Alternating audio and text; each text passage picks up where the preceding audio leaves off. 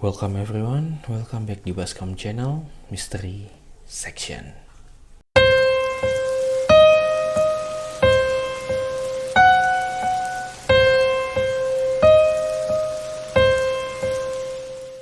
Gua akan mencoba untuk membahas sebuah mungkin ritual atau sebuah kepercayaan yang masih dipercaya oleh masyarakat Indonesia sampai saat ini, yaitu pesugihan.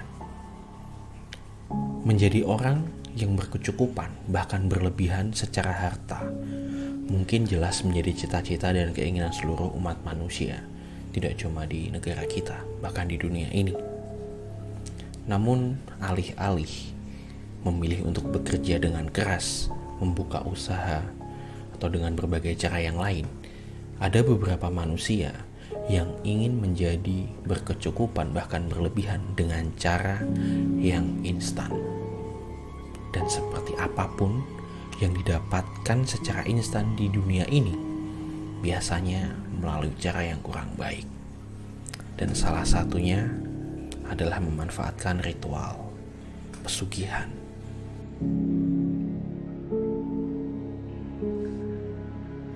Pesugihan sendiri adalah serangkaian mitos atau ritual yang dipercaya bisa digunakan untuk memperoleh kekayaan secara instan, ataupun digunakan untuk menarik pelanggan atau pembeli di berbagai usaha yang ada. Pesugihan ini biasanya tentunya dilakukan dengan bantuan entitas atau makhluk gaib. Dan saat melakukan ritual pesugihan, pelaku pesugihan biasanya akan selalu membuat sebuah perjanjian dengan makhluk gaib yang membantunya. Dalam melakukan sebuah perjanjian, tumbal atau mahar tertentu harus dipersembahkan kepada makhluk gaib. Tentunya sebagai pengganti atau barter atas kekayaan yang diperoleh oleh si pelaku itu sendiri. Korban tumbal pesugihan sendiri biasanya ditentukan berdasarkan permintaan sang makhluk gaib itu, dan pelaku pesugihan harus bisa memenuhinya. Dan hari ini, mari kita bahas beberapa pesugihan yang cukup terkenal di daerah Indonesia. Yang pertama, pesugihan Nyi Blorong. Menurut kepercayaan masyarakat, Nyi Blorong ini adalah penguasa keraton pantai selatan yang memiliki kesaktian yang sangat luar biasa. Memiliki pengikut dari berbagai macam makhluk halus. Dan menurut legenda, Nyi Blorong ini memang ditugaskan untuk menyesatkan manusia agar terjerumus ke dalam pesugihan dan kemudian menjadikan manusia itu tadi menjadi budak-budaknya yang taat. Nyi Blorong diceritakan tampil mengenakan kebaya berwarna hijau dengan rajutan emas. Kain panjang berwarna emas tersebut konon merupakan perwujudan dari sosok asli Nyi Blorong sendiri, yaitu ular raksasa. Pada saat bulan purnama, kecantikan dan kesaktian Nyi Blorong akan mencapai puncaknya. Namun ketika bulan tidak purnama, maka ia akan kembali ke wujudnya yang asli atau yang semula, yaitu ular raksasa. Nyi Blorong ini sangat dipercaya bisa mendatangkan kekayaan bagi orang-orang yang tertarik untuk mengajaknya bersekutu.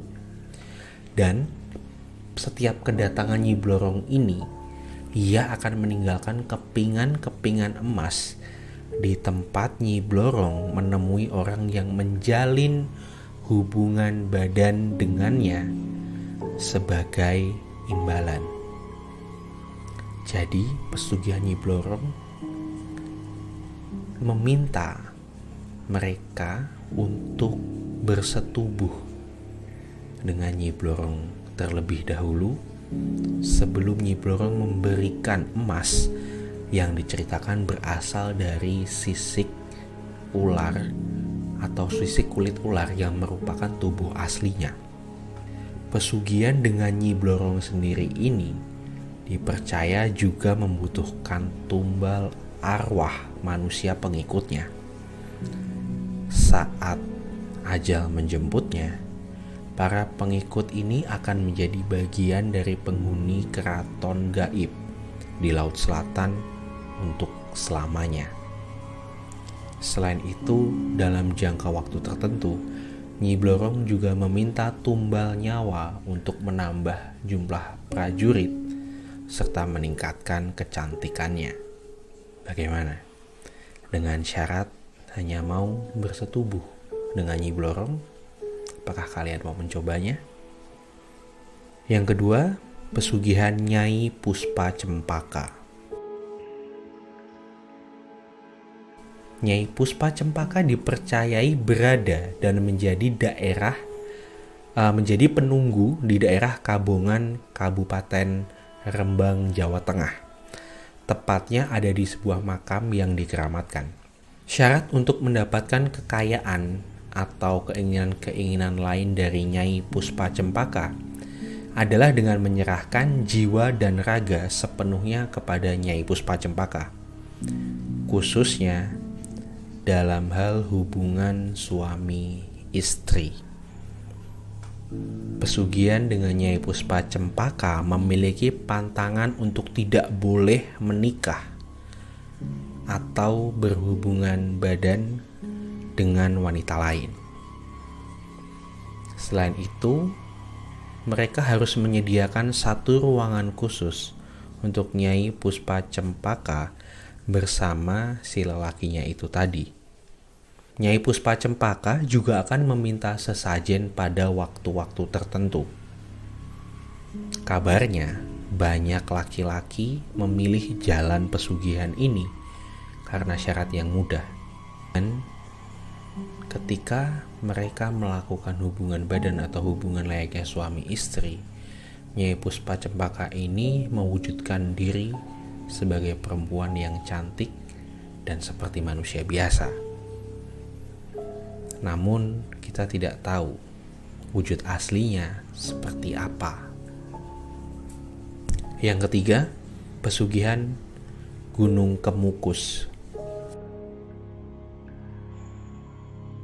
Pesugihan di Gunung Kemukus memiliki mitos dan cerita yang cukup, saya bilang, aneh dan unik. Kisahnya, jika Anda mau kaya dan memilih untuk pesugihan di Gunung Kemukus, maka mereka harus berhubungan badan dengan orang yang bukan pasangannya di Gunung Kemukus ini. Dikabarkan pada zaman dahulu ada seorang pangeran bernama Pangeran Samudro. Ada yang menyebut bangsawan ini dari keluarga kerajaan Majapahit. Namun versi lain ini menyebutkan bahwa Pangeran Samudro ini berasal dari bangsawan kerajaan Pajang. Pangeran Samudro ini diceritakan jatuh cinta kepada ibunya sendiri, yaitu Dewi Ontrowulan.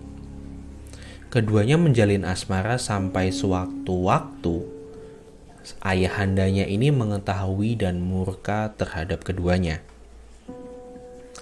Kemudian Pangeran Samudro ini diusir dari istana, dan dalam kekecewaannya Pangeran Samudro mencoba menghilangkan kesedihannya dengan cara berkelana, hingga sampailah ia di Gunung Kemukus dan menetap di sana.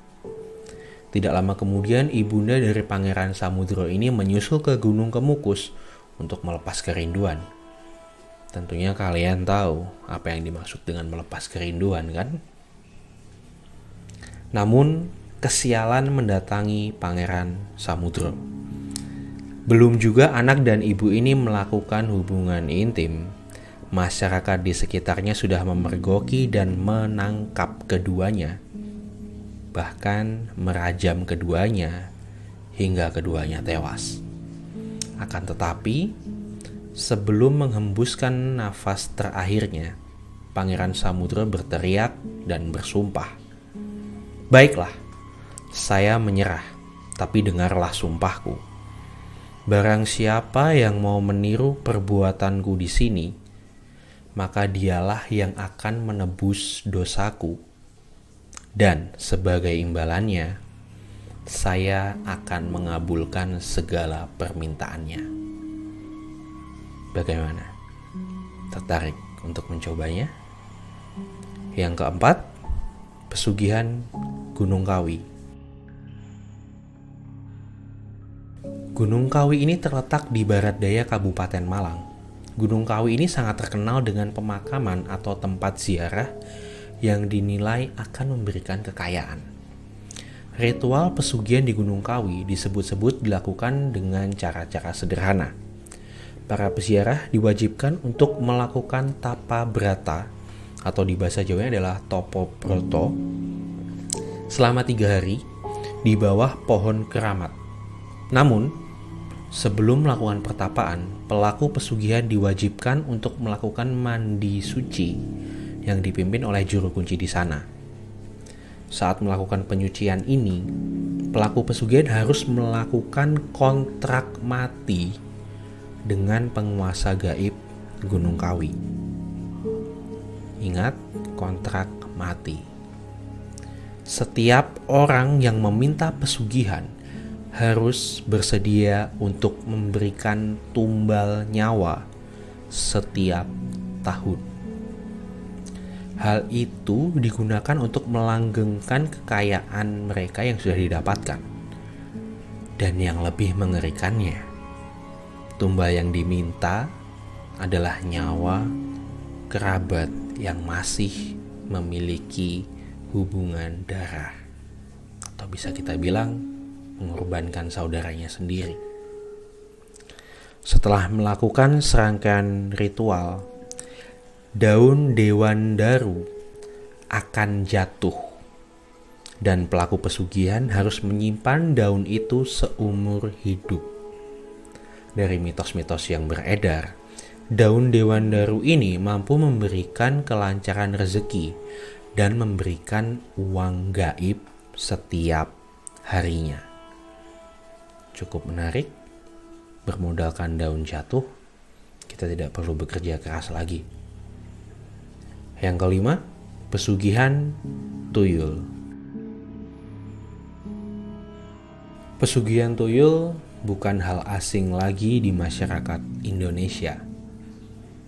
Pesugihan ini masih beredar dan sebagian orang masih sangat mempercayainya. Tuyul ini digambarkan sebagai makhluk gaib berwujud anak-anak. Banyak yang menggambarkan bahwa tubuhnya berbulu, agak berlendir dengan gigi yang runcing. Konon tuyul ini berasal dari janin orang yang menggugurkan bayinya. Karena berasal dari bayi, maka tuyul diceritakan memiliki karakter seperti anak-anak, yaitu gemar bermain. Beberapa orang bisa atau sempat melihat penampakan makhluk halus tuyul ini.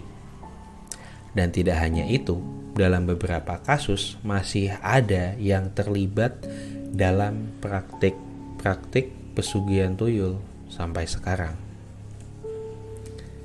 Memelihara tuyul bagi sebagian orang adalah cara yang sangat mudah untuk mendapatkan uang. Namun, seperti pesugihan-pesugihan lainnya, maka harus ada sesuatu yang diberikan. Dan sebagai ganti dari hasil kerja keras dari tuyul itu tadi, makhluk halus ini akan meminta upah kepada pemiliknya dan ingin diperlakukan seperti anak-anak. Sosok tuyul ini tidak akan meminta uang, perhiasan, maupun barang berharga lainnya. Makhluk gaib ini akan meminta air susu ibu sebagai makanan dan hadiah kerja kerasnya. Ciri-ciri dan tanda orang yang memiliki pesugihan tuyul.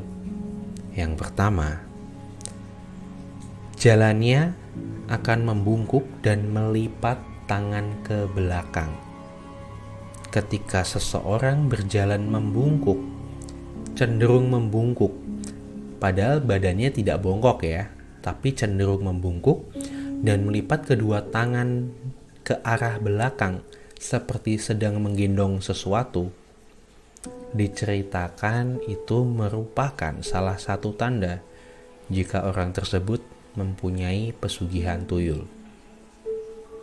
Ciri-ciri yang kedua, selalu punya ruangan khusus. Ruangan khusus yang dimaksud di sini adalah berupa ruangan yang terdapat banyak bunga serta alat-alat untuk ritual. Ruangan atau kamar khusus itu sengaja dirancang untuk tempat beristirahat untuk si tuyul-tuyul tadi. Bunga beserta alat-alat ritual pun sengaja ditempatkan pada ruangan itu sebagai sesembahan atau santapan harian kepada tuyul. Ciri-ciri yang ketiga, sering makan tidak habis. Orang yang mempunyai pesugihan tuyul biasanya kalau makan cenderung tidak habis atau gampang kenyang.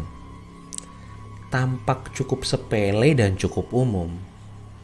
Bahkan mungkin di antara kita atau lingkungan kita juga akan banyak orang-orang yang ketika makan tidak habis atau gampang kenyang. Tapi di balik itu semua, sisa dari makan yang tidak habis itu tadi, jika orang ini memelihara tuyul, maka akan dihabiskan oleh si tuyul. Jadi memang makanannya sengaja tidak dihabiskan untuk diambil sari-sari makanannya oleh si tuyul tadi. Yang keempat, sering berjalan berkeliling perumahan.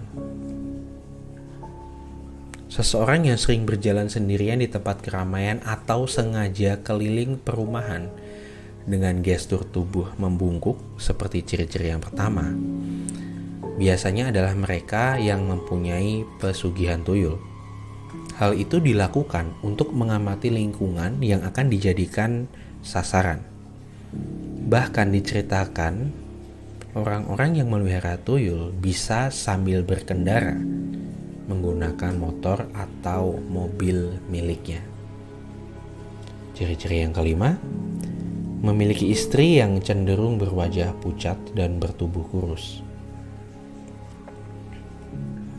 Seperti yang sudah dijelaskan di awal, tuyul-tuyul ini tidak meminta imbalan berupa harta, nyawa, atau yang lainnya.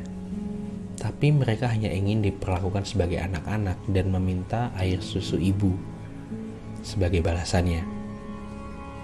Dan apabila seseorang yang mempunyai pesugihan tuyul sudah berkeluarga, maka biasanya raut wajah serta perawakan istrinya cenderung pucat dan kurus. Hal ini disebabkan oleh perilaku tuyul yang kerap meminta jatah susu atau air susu ibu kepada istri majikannya sebelum berangkat bekerja atau mengambil uang hasil curian. Apakah kalian bersedia menjadikan istri kalian sebagai ibu dari tuyul-tuyul itu tadi? Pembahasan tentang pesugihan-pesugihan yang ada dan masih dipercaya di Indonesia berakhir sampai di sini.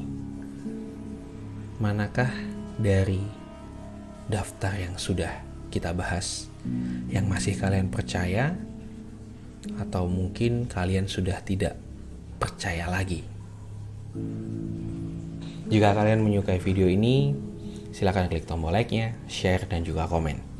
Yang terakhir, jangan lupa untuk subscribe channel ini. Pembahasan Mystery Section berakhir di sini. Gua Lengga, selamat malam.